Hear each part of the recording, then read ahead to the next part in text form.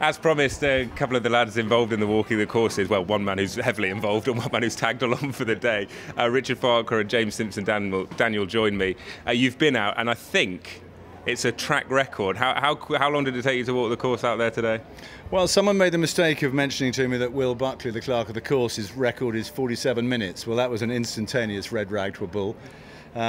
We did 44. So, yeah, first course record. I suspect it'll probably be the only course record out there today, but yeah, it's an amazing course to walk. Stunning, isn't it? Absolutely amazing course to walk, and you realise what a special type of horse it takes to win here. I mean, the contours, the camber, the gradients. It's a really, really special place, this. When you heard the 47, did your competitive instincts from your rugby day come out? No, it's the most I've sweated since I hung up my boots. I did try to do the Mombay dude and let him go off 30 lengths in front and kind of tail him down at the end, but I didn't manage that. I was tailing off more like at the end of it. But great to be almost trailing along behind and supporting the charity. What do you make of Goodwood as a track?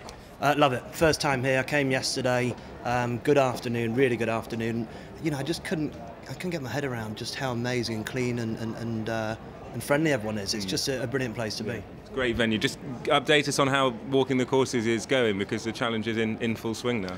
Yeah, it really is in full swing now. I've had a pretty hectic May. I've done about 325 miles since the beginning of May.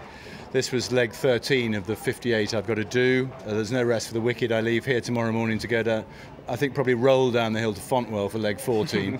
But no, it's going really well. We're thrilled. We're almost at £100,000 raised. It'd be fantastic to push on through that in the next day or two. So any help from any court would be much appreciated. It's going wonderfully. The support has been terrific. It remains terrific. You know, I've had some great company on this walk. A couple of great mates, and I mean, I walked from some bad Salisbury. company as well. No, just great. It's just lovely, the support that this project is getting, and it genuinely is very humbling and very inspiring when people take the interest that the racing community and now the wider community are. Yeah, you were more of a sort of sprinter on the wing, weren't you? This is more of a sort of marathon over a few months. Yeah, it is. And I saw one of those Land Rovers next to the track, and I was thinking I could jump in the back of that maybe. But no, I'm a power athlete. That's what we call it, Ollie, isn't it? A bit like you, I imagine, in your day. Yeah, back a long way in the past. Pancreatic Cancer UK, racing welfare, some great charities being supported.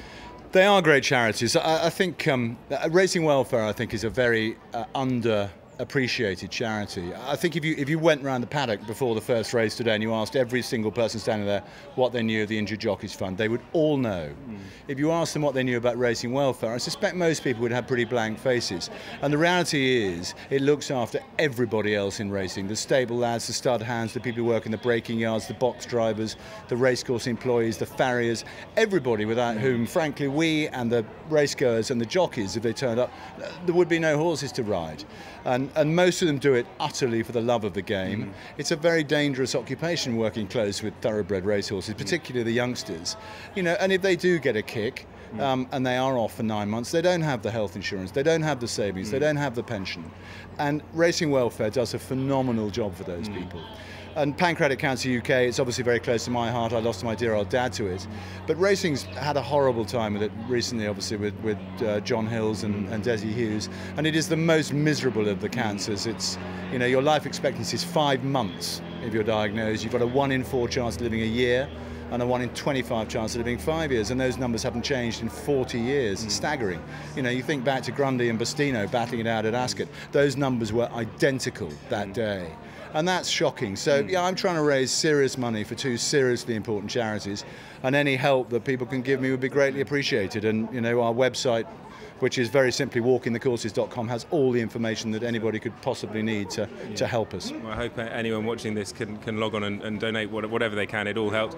Plans for the rest of the day? Are you going to join Richard in another leg, or just enjoy the day out? I think we're going to the kennels to shower off now, aren't we? And then we're back here to enjoy the racing.